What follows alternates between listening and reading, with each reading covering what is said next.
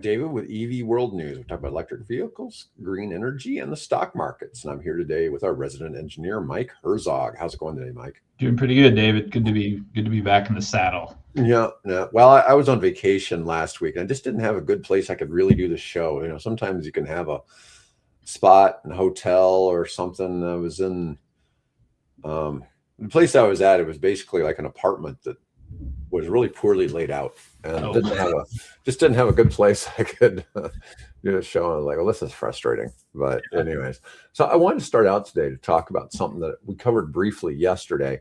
BYD has some new chargers that Bill branded the Ultra Supercharger. Okay. And they're a 1.36 megawatt charger deploying across China that deliver a minimum of 248 miles of range in 5 minutes. So we're talking almost a mile of charge per second. And now this all sounds well and good, right? You know, we've looked at how, you know, like the Tesla superchargers use up more power than the supermarket they're usually attached to.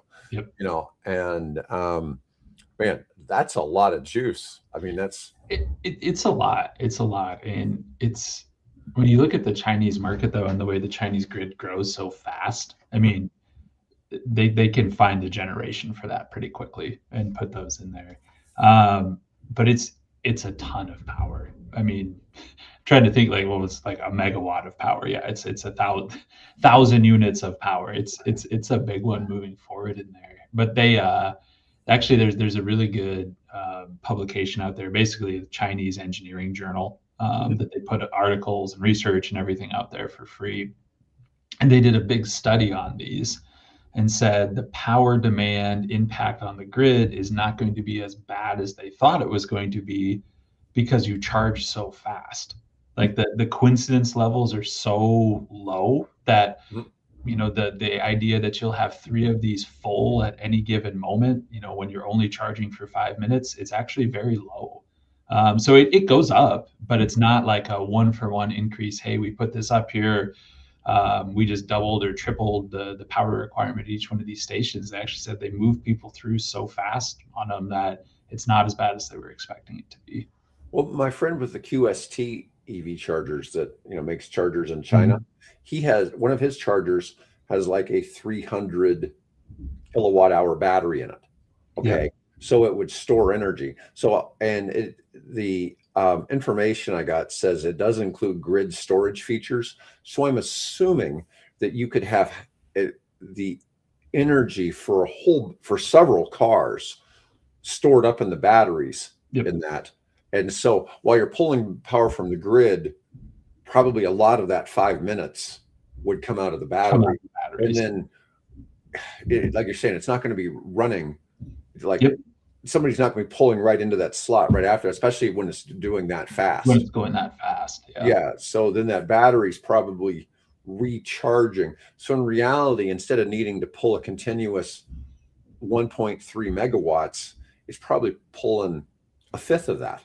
Yeah. Yeah. Well, and when you put multiple of them together, you have power electronics that try to balance that load, and, you know, so they're not all pulling demand at the same time. It's a big number. I mean, that's super provocative of like, wow, that's a big deal of power transfer. And what comes in my head, things like safety and just the electronics involved in that. It's like, that's so much power to absorb quickly. And it's normally the way those things go, like it's exponential. Just like battery charging, you know, that 20 to 80% range, great, we can do it fine. But man, to top off that tank, it takes so much more time. And like the parallel is to get just that little bit more power, it takes so much more iron and copper and just electronics in there to be able to handle that much power instantaneously. Well, maybe it's that fast you won't need to take a bottle of water and keep pouring it on the handle while you're charging. But you just gotta have better timing. You really need to like synchronize it so it works out okay. I still think about that episode we did on, you know, the ways to make your car charge faster in the hot sun in the summertime. Water on the hand. Yeah. Oh boy. Yeah, it just seems so ridiculous. Um, but this is so much beyond the Tesla supercharger capabilities. I mean, realistically, that would be like quadruple the speed. Oh But yeah. but that being said, you still have to have a car that can accept that kind of charge, right? That's where it is. It's the hardware on the car to be able to handle that much power. I mean, that's a lot of copper, that you need to put on there to dissipate heat, to cool things off, just be able to handle that much. That's the piece that I would be challenged with, especially in a little BYD. Like that's a lot of energy. But you got to admit that is a pretty cool design. Now, obviously, that would also be really beneficial for a tractor trailer or a Yeah, commercial truck taking that kind of size, because those, we already know a lot of those things are going to have 300 kilowatt to 500 kilowatt hour batteries. yeah. And so that's far larger, 4 to 8 times the size of your typical car. Mm, And, that would still, that would put a lot of juice in there. But I just like the whole idea of how they're storing the energy in a big battery and discharging it out to the car, suddenly, like you're saying, not having music. Because realistically, most people aren't going to come in there and top off 248 miles anyways. They're probably going to be coming in and putting in well, I don't know. It'd be tempting if it's charging that fast. like to take it to zero. I Well, mean, I don't know about taking it, to where it's completely full, yeah, but yeah. at least to, 80% and moving on, because it's, Mhm. best for the life of your battery. Better for the battery. Yeah. Yeah, but I'm with you. I hope that becomes the norm in Nevi stations and all the other bigger stations you put in. You put in battery storage with them. You're already doing the work. You're already putting it in there. It helps with the station, and eventually those grid supporting services are what's critical for future expansion. So it's like similar with new solar installations, because the cost of batteries have gone so far down.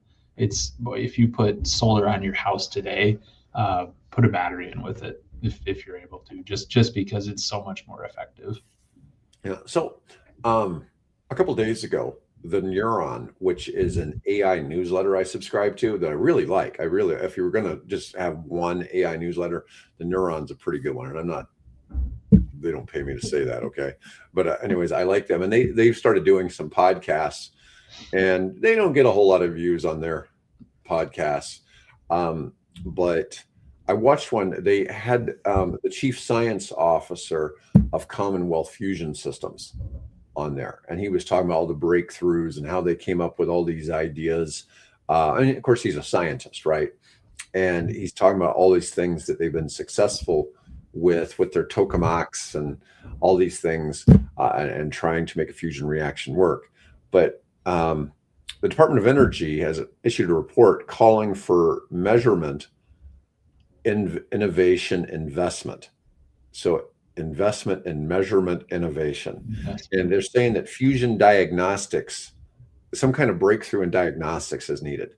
They're identifying advanced measurement tools as a critical bottleneck for commercial fusion power plants. Now, we've talked about this before, and that like Lawrence Livermore Labs is successfully done. And this was a couple months ago. I had been at a conference where one of their leaders was speaking, and she said that they'd done 10 successful fusion transactions in the previous 3 years, where it produced more energy than it used to create it. Yep.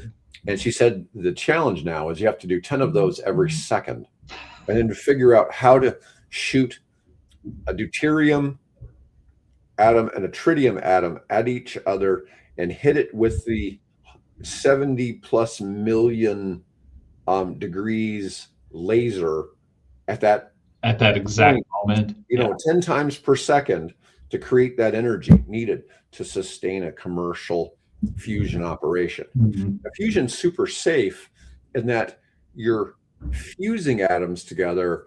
You're not splitting atoms. And even when people think of nuclear reactions and you have a nuclear power plant, the danger is a steam explosion from overheated water, right? And the pressure from that overheated water, which you don't have that in the fusion reaction. Okay. Well, it's fusion's not self-sustaining. Like you have to put in so much energy up front to keep it going. Whereas the risk with fission is like it gets out of control. Yeah, Like it's creating its own. you're trying to keep it controlled, but if you lose control over it a little bit, then it just, ping pong balls and chain reactions off of it. Yeah, the fission is angry. It's trying to create more energy and expand, whereas the fusion just wants to take a break. In fact, one of the things the guy was saying is there's all these things. If you accident and you have to do a fusion reaction in a vacuum because air cools off Is it too much? the stuff too fast when you're trying to go from 70 million degrees, a little bit of air getting in the system instantly cools it to the point where it doesn't work. I And believe it. Yeah, yeah. even the exterior walls, if the temperature was trying to melt the walls, the temperature of the walls causes Just that the little bit of reaction to go away. difference, it just kills the reaction. Yeah, I said that all these things that you would just assume would happen, that like it would evaporate everything around it, everything kills the reaction. That fusion just wants to stop. Mm-hmm. No matter how hard you try, you have to really keep waking it up. Because it's something like when they actually successfully do it, it's like the hottest spot in the galaxy, right? Right. What they've got, like it's hotter than the core of the sun. The sun, right? Yeah, for an instant. An instant, yeah. But it's constantly trying to snuff itself out, mm-hmm. and you have to. And you're basically, it's just like, oh, we're producing energy. We're producing energy. Oh, yeah. It's just, and so the challenge is to kind of keep it going, but. So there's this AI-powered plasma prediction. University of Florida researchers they call it HiPerGator, HiPerGator supercomputer with machine learning to predict and prevent catastrophic plasma instabilities in tokamak reactors. 7 priority areas were identified, from low temperature plasma to full fusion power plant designs. Reports call for CalibrationNetUS national network model after LaserNetUS. Now, there's a couple things, and the guy, they interviewed this guy for an hour from Commonwealth Fusion. Mm-hmm. Never once talked, and this was the whole thing when I did this thing in California at this event. A couple people they had from there's like 95 fusion nuclear companies around the world trying to work on. Okay, around the world. Okay. Yeah. I thought you were going to say the U.S. is like, wow, that's a big number. Yeah, there are lots of countries. We're talking a bunch of those are in China, Russia, India, I'm sure, Russia. France. Lots of people are trying to do this, but the thing they never really bring up is that at any given time on the planet, there may be as much as 20 kilograms of tritium in existence. Okay. Now, when you do a fusion reaction, you're using the 70 to 100 million degree temperature to fuse a deuterium atom and a tritium atom together. And that's what creates the energy. Well, there's not enough.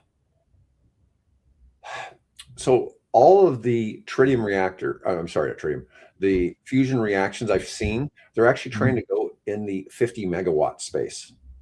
And one of the reasons is there's no fuel to support a larger, like a gigawatt one. So we keep hearing how fusion is going to replace all of the fission nuclear. Well, the problem is, and this is something Mike and I were talking a little bit before the show, it's a circular economy, in that you can't create fusion fuel. It comes from fission reactors.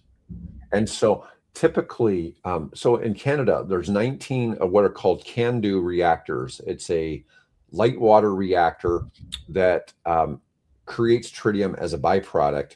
And those 19 reactors across Canada produce a total of 2 kilograms per year of tritium. Okay. Now, a 1 gigawatt, which would be the size of, like, when people think of nuclear, they think of like a cooling tower. Yep. Okay. And a cooling tower typically represents a gigawatt of energy, which is 1,000 megawatts. Okay. Now, the challenge here is one of those gigawatt reactors would need at least a minimum of 100 kilograms of tritium annually to power that thing. Power it. Okay. Now, like I said, there's only 20 kilograms in existence. Okay, on the planet. Okay, and all these 95 companies have to share this. Okay, there's a huge bottleneck there. Now there are ways to make it, but those can-do reactors aren't extremely. That's not going to make it. No, I mean we can do that math in our heads. Now, that's not to make tritium. And I don't know the whole process. You need something called lithium-6 to be able to make tritium. So it's a crucial supply chain element in that. Also, there's another, in the making of lithium-6, you have something else called lithium-7. The two are made in the same process. Lithium-7 is needed to make a molten salt Gen 4 reactor. Okay, because I hear people all the time, talk about, different ideas in the space and how to do cooling and all that.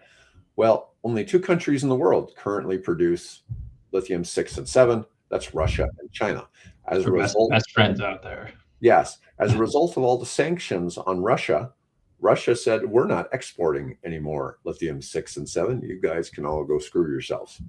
Okay. It's ours and we're not sharing it. And China pretty much won't share it either.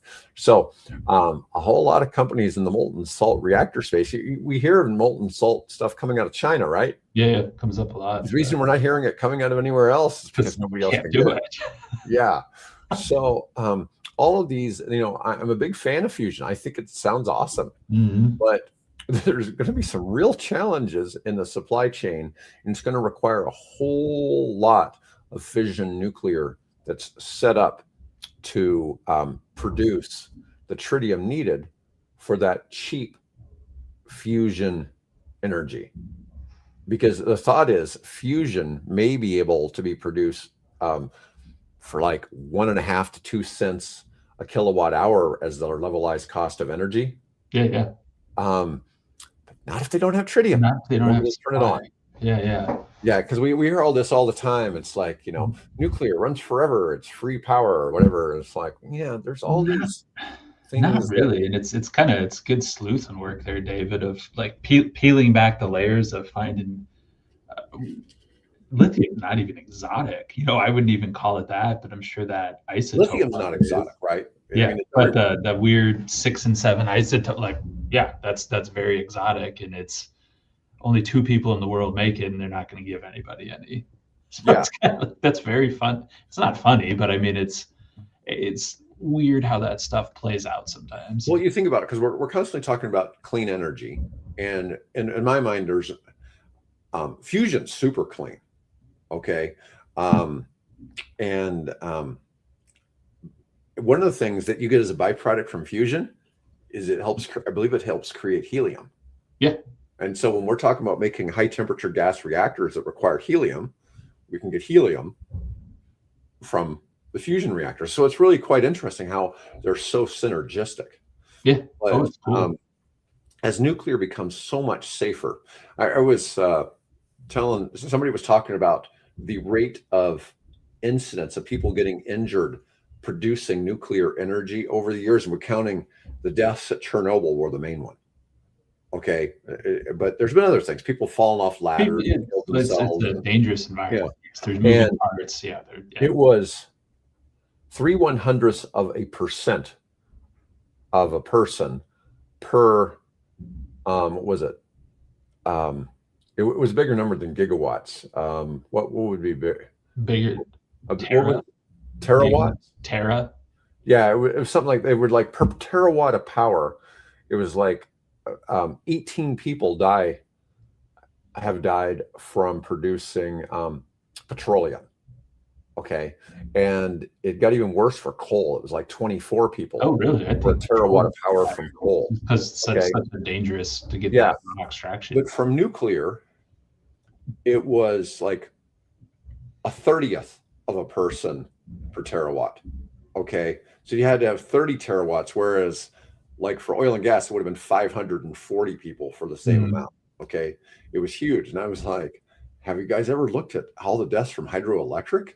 Hydroelectric's the big killer because one dam broke and killed Killed 175,000 a bunch people. of people, and yeah, Yeah. that's Yeah. So it's really, people think about nuclear as being so dangerous. It's like, well, not really. no. I mean, we've got a handful of incidents in 50 years, and plus it's the challenge of nuclear today. It's so regulated from a safety standpoint and what you have to do. And having I never worked at a nuclear power plant, but worked with a nuclear power plant and worked with a lot of people who worked at a nuclear power plant. And the safety and the steps and everything associated with it's mind-boggling. And it's why it's so safe, or why the old Gen 2s and Gen 3s were so safe, just because they had the crap engineered out of them and had the staff to monitor it and fix it and take care of it all the time. Well, it's funny, we talk about, people are always talking about how in the supply chain of EVs, like, oh, the cobalt, it all comes from, children mining cobalt in the Congo or whatever. And, it's like, well, not really. When we use LFP batteries, which are becoming the most common right now, that doesn't use cobalt.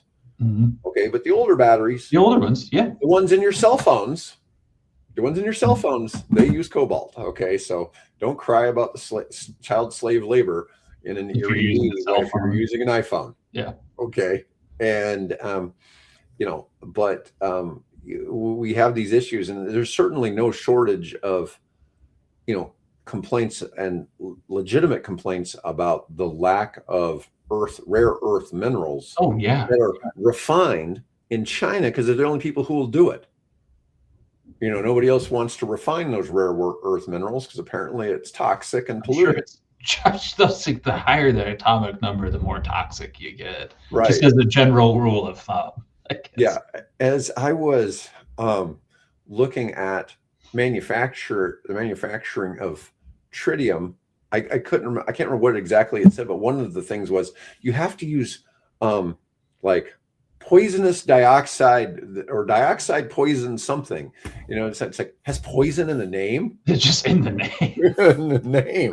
And I can't remember exactly what it was, but it's like, oh, that's kind of scary. Yeah, that's what they're not even trying to find out. We know we're not going to be handling, uranium and the tritium in our hands or whatever like that. But just having the word poison in the title, like, oh, that might be let's keep an eye on that one. Put the child-proof lid on that one. Yeah, I had never seen the word poison used in a technical name before. At least not in the energy space, right? Yeah. But I just find some of this quite fascinating because we look at all these solutions for energy, and I tell people, it's like, look, I'm all about clean energy, but it so much just keep pointing at LNG as being the real solution to everybody's problems, and that's how people are solving the data center problems right now. That's how it's happening right now. Yep. Yeah, I mean, LNG is hot. In fact, one of the criticisms I'm seeing is the equipment's gotten so expensive, the LCOEs have like quadrupled. Just because the equipment costs. Just because of the equipment costs. Yeah. And but it's gone from like 3 cents a kilowatt to 12 cents a kilowatt. And the problem is these data centers have to have the power. They've got no business without the power. They've got to pay it. Yeah. And what it's doing, though, it's hurting everybody else, because it means that, if your grid systems needs to upgrade its burners for the LNG, they've got to pay more. And that's why here in Omaha, we can't shut down our coal plant. Yeah, there's a lot of proposed changes coming to the industry in that space, and basically it's, if you are going to come with that high of a load, you pay for 100% of whatever upgrades you have to bring to it. Where it's like, we're not going to bake this into the formulas anymore, because there's a lot of that where, like, rates, your tariffs, what you pay every year for your power bill, that gets reviewed all the time and updated, and it incorporates the cost of energy and the cost of the supporting infrastructure in it. So those change a lot, but it's what they're starting to say is with these big, 500 megawatt, gigawatt size data centers, like, we are taking you out of the equation. You are going to pay 100% of that cost. Like we're not going to go take a risk on this or do anything. Like it's you're writing us a check up front. Yeah, it makes sense. It makes sense. Yeah. I still, when I tell people about that 8 gigawatt project down in Texas, Mm-hmm. I'm like, hey, that could power Houston. It could power. It would be in the top 5 U.S. cities, probably. Just that one data center in Texas that's completely off grid, mostly burning. 90% of it's going to come from LNG. Yeah. Well, we're out in Nebraska, and in the city of Omaha, we've got less than a square mile that consumes more power than a community of a couple 100,000 people. I mean, it's a tiny little space where we have Google and Facebook, and it consumes more power than our capital city of Lincoln. Just in that tiny little footprint, it's unbelievable, staggering numbers. If you worked in this industry before, And the funny thing is, they located here when they could get power for like 7 cents a kilowatt. yeah, we courted them. The local community and power company gave them a sweetheart deal where it's basically you can play the markets and go out, secure your own power contracts, and we'll just give you the infrastructure. And now that's everybody. When the largest companies in the world are all lined up out the door and like we want in on this, you start to wonder like, what do they know? Right here? Yeah, I mean, they really knew. I mean, I look at what the hyperscalers are all doing in the nuclear space, reopening 3 Mile Island and, some other things. And it's fascinating to see where all of them have invested something in nuclear, or at least, like Sam Altman's been on the board. He was the lead investor, or probably still is the lead investor for Oklo. Mm-hmm. And you've got Microsoft's been in a couple of these. I think they're the 3 Mile Island one. Yeah. And it's just unbelievable what's coming down the road. Mm-hmm. All right, well, let's shift gears over to robots. All right, so Tesla Optimus Gen 3 robot reveal.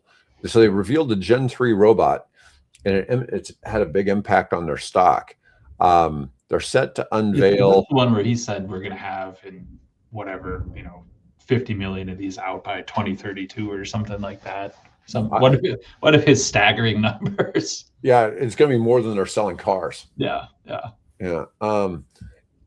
Let me see. They're set to unveil the Optimus 3 this quarter, emphasizing improved dexterity and manufacturability for factory deployment. And hopefully it won't be just a bunch of people somewhere operating them. Yeah, with remote control.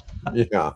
But Musk's big bet on robotics comes with significant risks. Success far from guaranteed despite massive growth opportunity claims.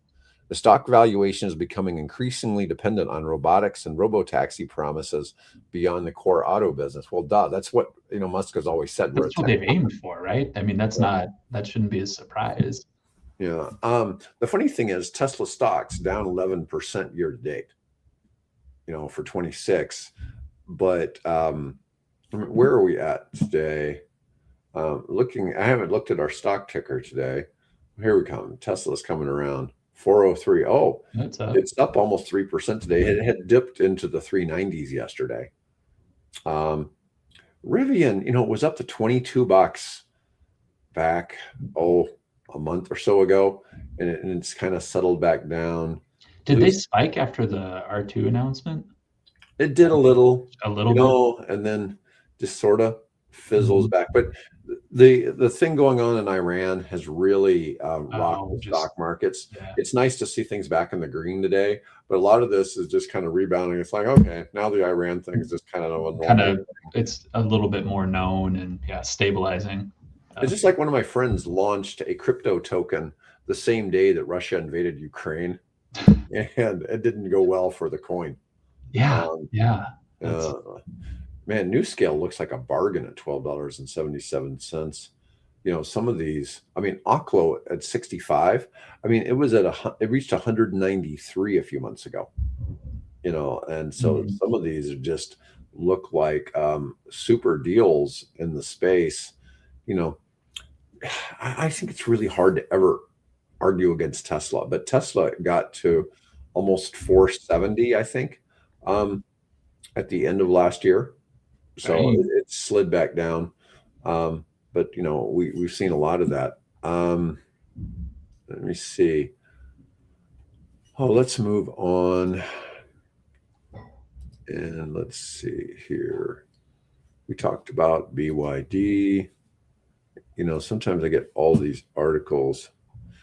All right. So it's official. Canada's China EV quota went live March 1st. All right. First 24,500 permits are first come, first served. So Canada's agreed to significantly reduce tariffs on Chinese EVs, allowing up to 49,000 to be imported on a first come, first served basis over the next year.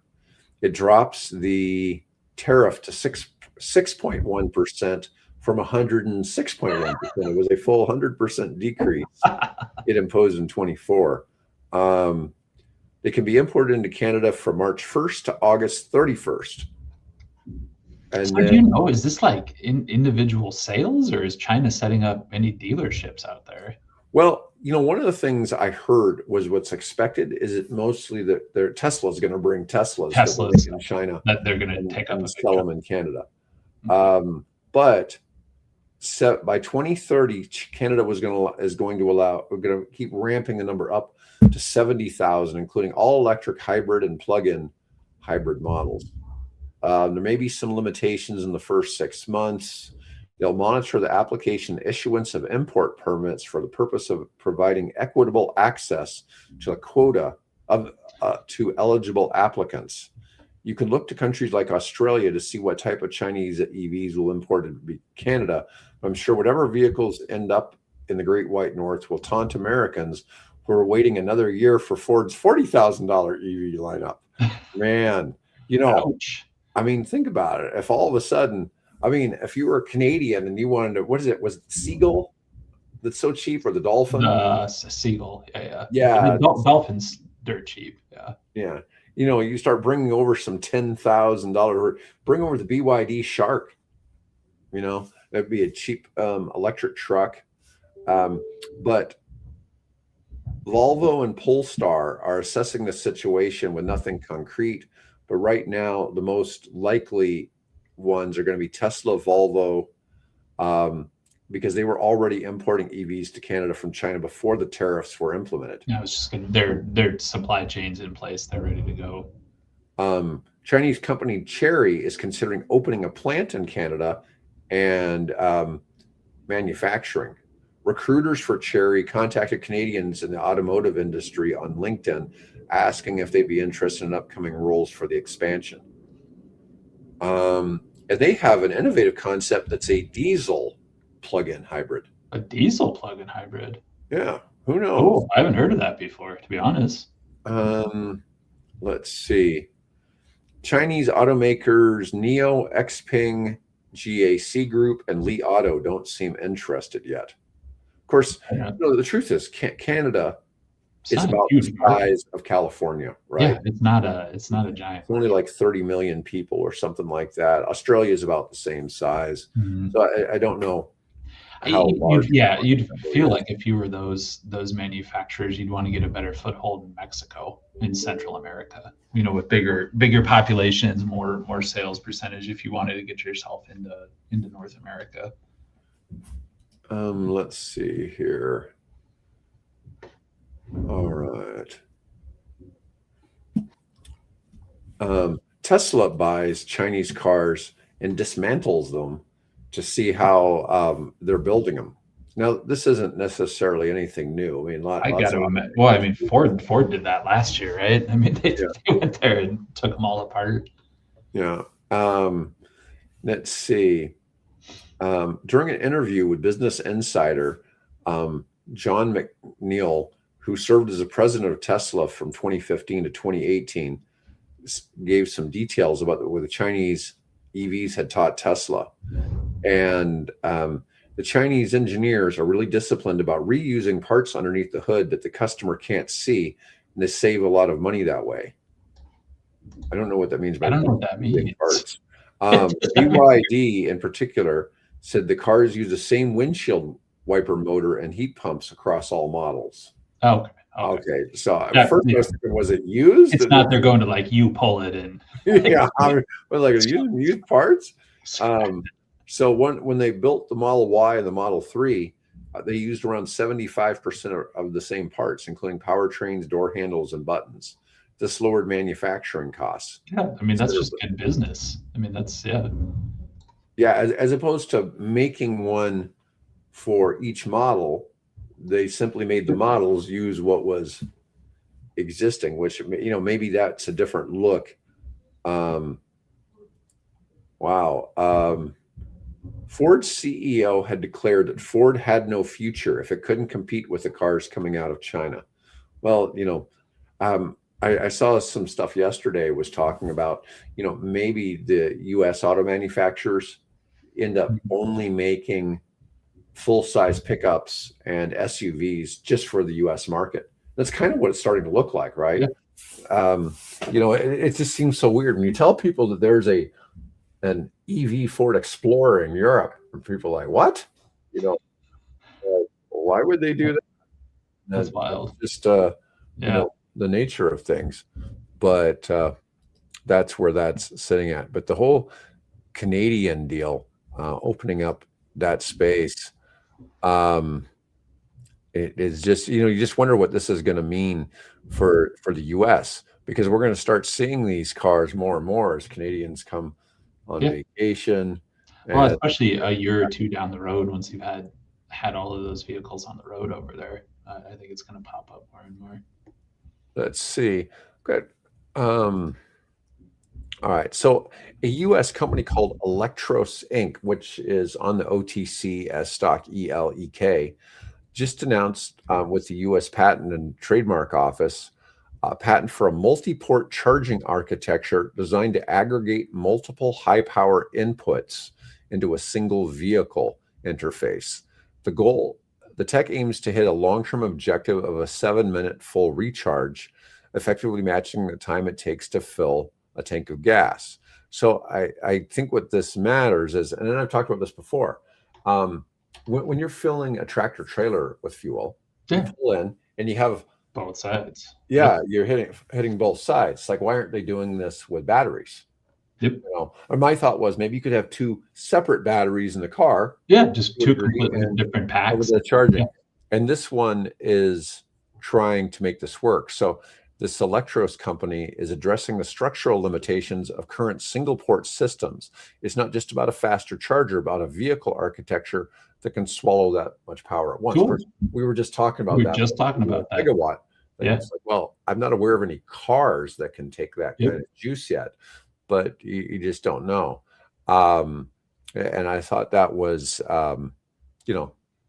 that seemed like kind of a cool thing. Well, and what's cool about it is at this stage, it's the visual you have in your head of the multiple plugs coming in. It's still going to be just one plug. It's just going to be here's two extra wires. Here's two extra wires, and then the architecture in the car, it's going to work that way. So it's cool to see innovation like that of people coming up that way. So BYD, one of their subsidiaries, is a luxury brand called Denza, and they previewed an updated Z9 GT today, claiming it's the world's longest range EV. It has a range of 1,036 kilometers, which Okay. is 644 miles. Okay. Now, this is based on China's optimistic testing cycles. Analysts suggest that under US EPA standards, this might drop to 450 to 470. Because right now, Fair enough. Yeah. the highest US estimate is for the Lucid Air Grand Touring, which is 512 miles. Okay. Actually means it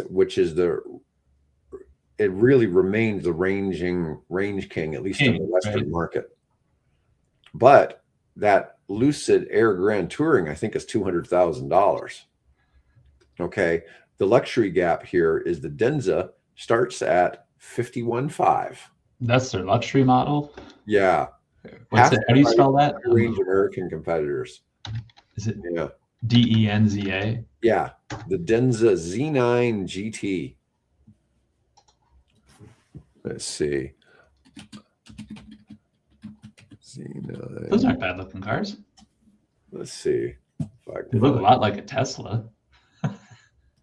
Yeah, well, let me pull this up on the screen. That one looks kind of like a Porsche.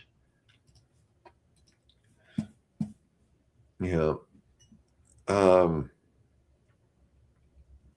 Yeah, they've made claims about it being the fastest luxury electric vehicle. There's been, other things they've claimed, but it looks like Mercedes has something to do with this brand too. I know. I'm looking at this too. I saw Mercedes pop up a couple of times. Yeah, I mean, it's sharp looking. Yeah, they're not bad looking cars. Yeah, I'm sure the inside's nice. I mean, I'm sure it's a nice vehicle. Let's see. I kind of like this color here. Oh, it didn't pop up. Sometimes stuff mixes well, sometimes it doesn't. Anyway, yeah, that's just that's really something that it could have that kind of cars starting to have these kind of ranges. We had a case where somebody drove a Chevy truck like 700 miles on a charge, but they drove it at like 20 miles per hour or something like that. Crawled along with the wind at the downhill. And just to make sure that it maximized the battery or whatever. So we know that there's some things with that. Okay. A NASDAQ company called Beam Global, which is spelled BEEM as the ticker, but it's BEAM is the name of the company, but BEEM is the ticker, deployed a solar-powered EV ARC system in Michigan today. And they did it in Michigan. It's a direct response to recent multi-day neighborhood power outages. These units are 100% off-grid and continue to work even when the local utility fails. It's targeting a gas spike angle. They're marketing this as a hedge against energy volatility, citing a recent 11-cent overnight jump in local gas prices and the $150 billion cost of U.S. power outages. It's funny. It's like U.S. doesn't have a lot of power outages. We're pretty good. We're pretty good. 150 billion annual cost of power outages is a massive number. But these solar systems are held in place by gravity and can be deployed in as little as 4 minutes without any construction or trenching.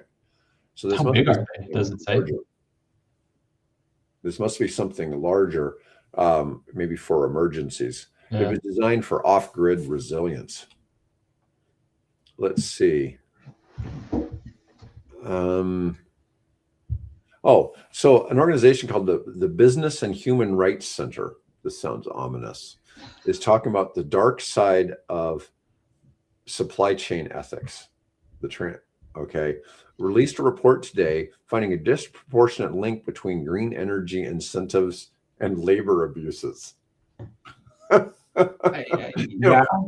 mentioned earlier the thing about, if you have a cell phone, you're using cobalt, which comes from the Congo, and there's a couple of kids there that, they can either starve or they can work.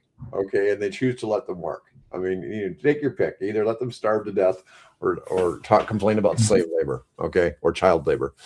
19% of abuse cases in the green sector were linked to excessive production targets compared to only 7% in other industries. The report warned that the rush to meet 2030 decarbonization goals is leading companies to prioritize speed over worker safety in both EV assembly and mineral mining. And it's called capitalism, man. That's unregulated capitalism, prioritizing production targets. Yeah, that's over safety. That's what we're built on. Yeah. It's funny. It's like, I'm all for not having child labor making stuff. It's like, but on the flip side, you got to remember, maybe those kids starve to death if they, we don't know their situation, right? There's two sides to every story. It's like you're just assuming those kids don't want to work. I mean, in an ideal world, they wouldn't, right? But unfortunately, nothing is ever ideal. And it's just like in politics, everything that the politicians put together, there's always something wrong with it that nobody really paid attention to, or nobody thought was a real problem. Was actually somebody was going to complain about it. Yeah. I mean, it's like, you know, everything the government does seems to be that way. There's, you give to somebody that maybe you should have been given to someone else. You're taking from some other program. Um, you just never know. But yeah, but I thought that's kind of ominous. It's like, oh yeah, that's green energies. It's bad for the workers, right? Yeah. So anyways, I love some of that. It's like, well, I'm not going to say I disagree with you. Maybe there's some truth to that, but because certainly some of it's rushed. But when we were talking about those numbers of like workers who die, producing coal, and that's a big number of deaths per terawatt of power. Oh, it's dangerous. I mean, it's all that stuff's real. Yeah. It's just that most of our coal's mined in the U.S. Yeah, and I figure with geothermal, the danger's probably, once again, it goes back to lava. How many people die from lava, in the geothermal industry, which may not be a whole lot, but I'm just saying. Anyways, well, Mike, that's everything I had to cover today. Thanks for doing the show today, folks. Thanks for watching. I'll be back on Friday with Bill, and hopefully there'll be some interesting and wild EV news to report. That'll be more interesting than the war in Iran. So. EVs are pretty unexciting right now, to be honest. Right. Yeah. Anyways. All right. See you later.